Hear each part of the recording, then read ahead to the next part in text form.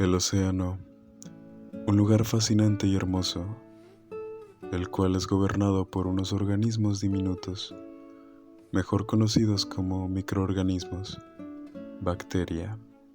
Cuando alguien pronuncia esta palabra, la mente evoca inevitablemente imágenes de enfermedad. Pero estos microorganismos también son el motor de la evolución de la vida en la Tierra. Existe una gran diversidad de microorganismos marinos, entre ellos las microalgas. Estas cumplen un rol fundamental para el planeta. Son la principal fuente de producción de oxígeno, mucho más que los bosques terrestres. Además de ser parte importante del aporte de oxígeno al planeta, también absorben parte del CO2 de la atmósfera que los humanos generamos. Al ser microorganismos fotosintéticos, estas consumen el CO2 como fuente de carbono, produciendo materia orgánica y oxígeno. Pero existen microorganismos extremófilos. Estos son aquellos que viven en ambientes extremos, ambientes en donde las temperaturas son tan altas como dentro de un volcán o tan fríos como los icebergs. Acompáñanos a descubrir cómo prosperan estos microorganismos en el océano y la importancia que tienen en nuestro planeta. En el 95% del fondo marino, donde las temperaturas alcanzan entre -1 centígrado a 4 centígrados y la disponibilidad de la materia orgánica controla lo que es la productividad bentónica, así como también la biomasa, se encuentra lo que se denomina suelo marino.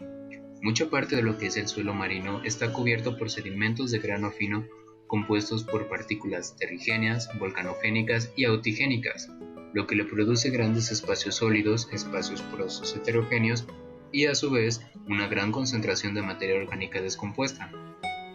Las gradientes ricas en energía se forman gracias a que la población microbiana bentónica está parcialmente inmovilizada. Sin embargo, una gran parte del suelo marino recibe al año un promedio de 1 gramo de carbono por metro cuadrado. Mucha fuente de carbono proviene del material detrítico, viejo y degradado que está enterrado en los sedimentos. Esto se conoce como POM por sus siglas en inglés, y es el equivalente de 1 a 10 kilogramos de carbono por metro cúbico, pero al parecer no es accesible para la degradación microbiana. Ahora, para la abundancia microbiana y degradación de la materia en el suelo marino, tenemos que la abundancia de las células en los sedimentos de la superficie generalmente se relaciona con lo que es la entrada de detritos frescos, por lo que la disminución de estas células está relacionado con la disminución de partículas de carbono orgánico, o POP por sus siglas en inglés. La entrada de fitodetritos y otras materias orgánicas a sedimentos de agua desencadena la producción de lo que son las enzimas hidrolíticas, lo que da como resultado el crecimiento de la comunidad bacteriana, pues el fitodetrito de carbono es oxidado por microorganismos en pocos días. Sin embargo, la tasa de remineralización baja a medida que el material envejece. Aún no se sabe muy bien qué parte del material orgánico es accesible a la degradación microbiana, así como tampoco se sabe el tiempo en el que se digiere, oxida y asimila. La diversidad en el suelo marino. Los grupos taxonómicos de bacterias y arqueas en el suelo marino son muy desconocidos. Se requiere gran trabajo para aislar lo que son bacterias como barofílicas y ciclofílicas. Sin embargo, aún no se le han encontrado alguna relevancia. Hay cambios evidentes en la estructura comunitaria de los animales bentónicos que tampoco han sido muy estudiados, pero podrían asociarse con la profundidad, la latitud, estación y composición de la fauna bentónica. Mucha información microbiana se tiene gracias a análisis de ecosistemas como lo son los respiradores hidrotermales, filtraciones frías y los hidratos de gas. En los primeros días de la oceanografía, se creía que la vida microbiana solo existía en las principales capas de la Tierra, en donde la fotosíntesis está disponible como fuente de energía y en donde las temperaturas y las condiciones químicas son adecuadas para los organismos. El descubrimiento de las fuentes hidrotermales hace aproximadamente 30 años les dio a los científicos un concepto totalmente nuevo de fuentes de energía, y con estas, un nuevo tipo de vida disponible en estos ambientes. Los microorganismos quimiolitótrofos son los principales generadores de energía en uno de los ecosistemas más productivos del planeta.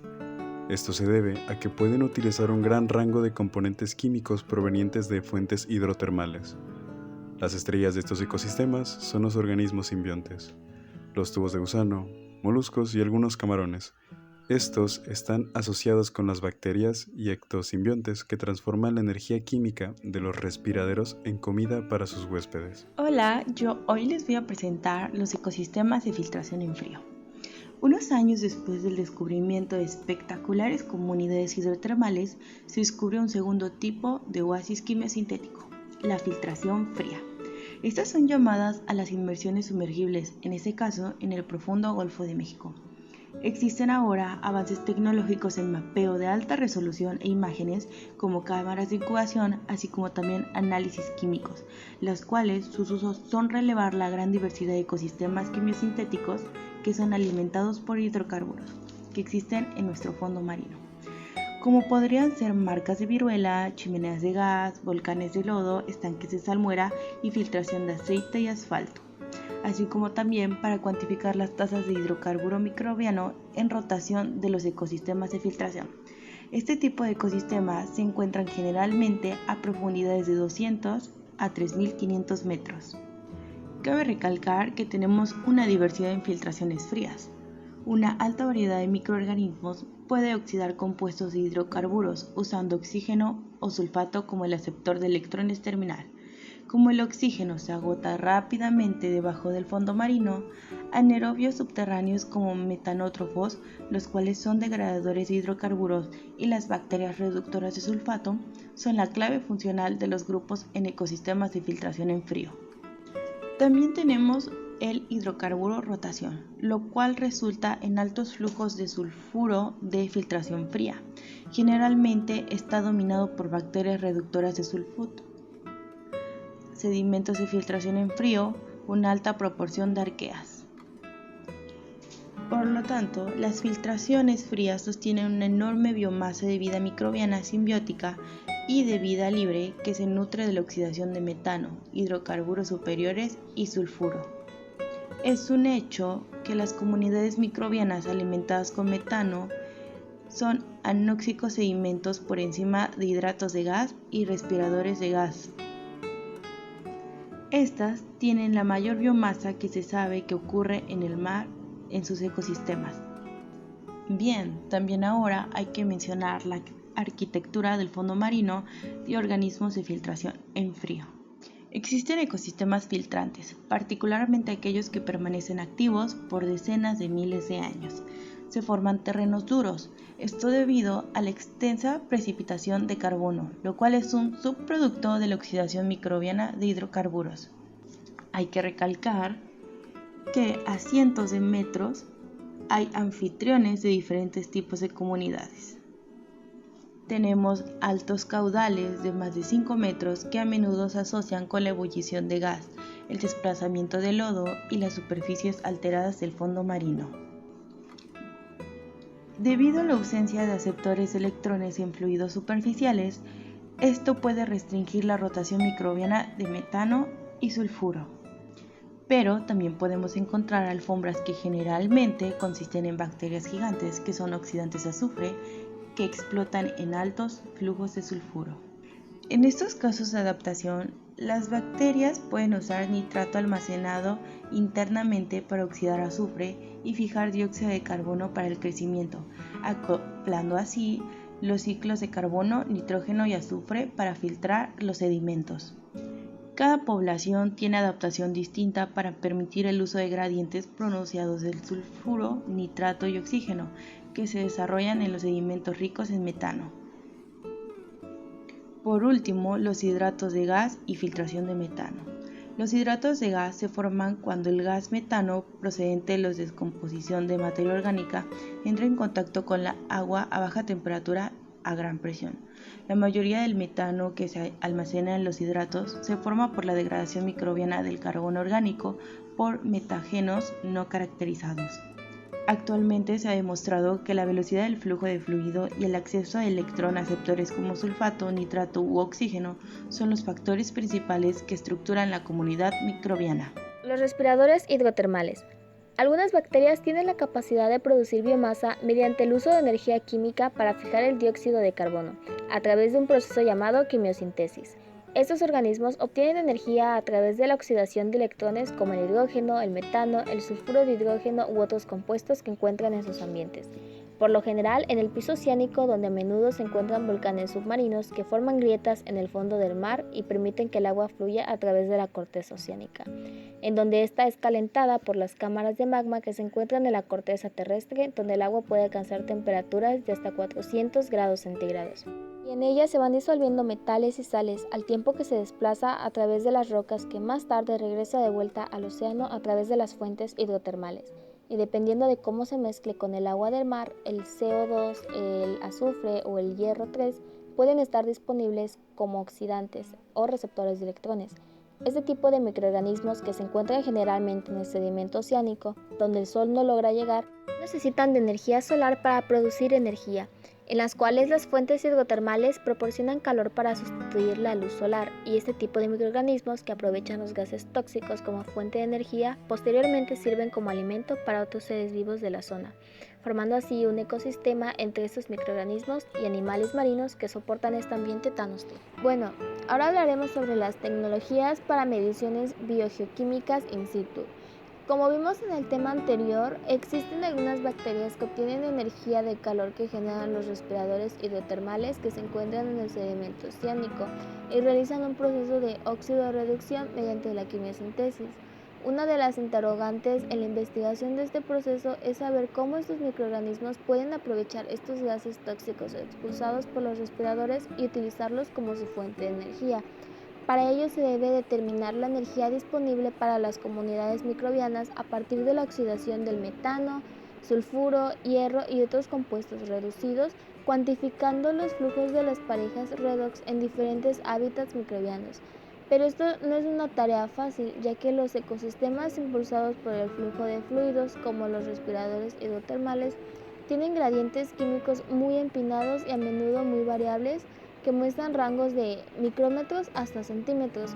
Por lo general sucede en la recuperación de muestras gaseosas, que se expanden drásticamente en el trayecto de su recolección hasta su resguardo en un barco, ya que se ven afectados por la presión hidrostática. Para ello se deben de utilizar tecnologías in situ que puedan sondear estos procesos biogeotérmicos en estas condiciones tan críticas, como los módulos submarinos independientes que se colocan mediante sumergibles y que miden y registran de forma autónoma datos electrónicamente. Por ejemplo, microsensores de temperatura, de pH, redox, sulfuro de hidrógeno y oxígeno, cámaras frigoríficas, recipientes a presión, cajas de guantes anaeróbicos, que estas sirven para la recuperación y el mantenimiento de muestras moleculares y microbiológicas de alta calidad que se utilizan para análisis geoquímico. La biosfera submarina. En la biosfera submarina profunda, aunque no lo crean, podemos seguir encontrando microorganismos extremófilos que soportan bajas temperaturas y una alta presión. Se cree que se encuentran entre la mitad y 5/6 de todos los microbios existentes en la Tierra, viviendo en la profundidad de las extensas aguas saladas del océano, teniendo una media de 1 a 5 por 10 a la 9 células por centímetro cúbico. Esto quiere decir que es un 5 con 9 ceros. El cultivo de estos microorganismos. Esto no es una tarea fácil, pero tampoco es imposible, ya que cuesta mucho adoptar un medio de cultivo para que se puedan desarrollar naturalmente estos microorganismos. Un ejemplo de esto es la Desulfovidrio profundus, la cual fue encontrada a una profundidad de entre 80 y 500 metros en las costas de Japón, creciendo en condiciones con cierta cantidad de azufre y temperaturas que oscilaban entre 15 a 67 grados.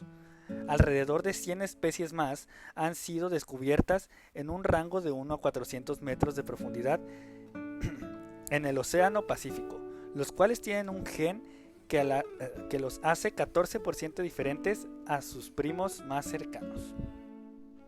La biosfera profunda está dominada por arqueas y bacterias. Se esperaría que estos microorganismos presentes en los sedimentos del suelo oceánico fueran de acuerdo a los gradientes geoquímicos, como la concentración del sulfato y el metano.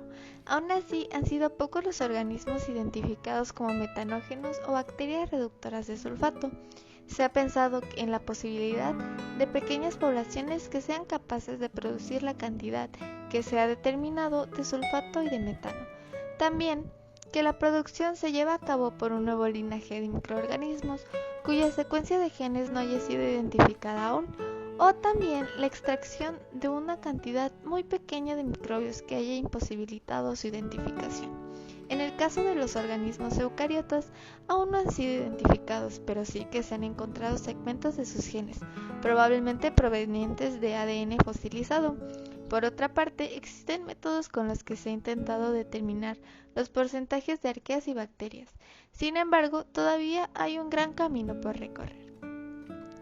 La vida en las profundidades sí que va a un ritmo muy lento. Incluso depósitos de plancton siguen siendo degradados el día de hoy, después de más de 10 millones de años. Esto se debe al flujo de energía. Se estima que los organismos muy por debajo de la biosfera profunda pueden tener tiempos de generación de incluso miles de años.